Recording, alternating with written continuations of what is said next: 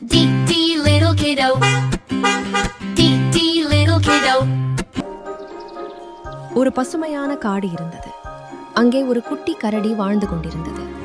அவன் பெயர் குட்டி கரடி பாப்பு. பாப்பு மிகவும் விளையாட்டு பிள்ளை. மண்ணில் உருண்டு விளையாடுவான், மரத்தில் ஏறுவான், தண்ணீரில் சப் சப் என்று குதிப்பான்.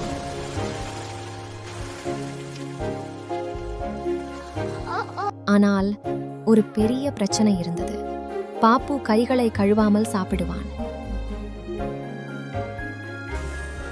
ஒரு நாள் பாப்புவின் அம்மா தேனும் பழமும் கொண்டு வந்தார். பாப்பு, சாப்பிடவா என்று அழைத்தார். பாப்பு ஓடி வந்து உடனே சாப்பிட போனான். அம்மா மெதுவாக கேட்டார், கைகளை கழுவினாயா பாப்பு? பாப்பு தலையாட்டினான். இல்லை அம்மா, எனக்கு பசிக்குது. அம்மா சிரித்து, முதலில் கைகளை கழுவணும், இல்லையென்றால் கண்ணுக்கு தெரியாத கிருமிகள் உடம்புக்குள் போயிடும் என்றார். பாப்பு ஆச்சரியப்பட்டான். கிருமியா? அது எங்கே? அம்மா தண்ணீர் ஊற்றி சோப்பு கொடுத்தார். இப்படி நன்றாக தேய்த்து கழுவு என்று காட்டினார்.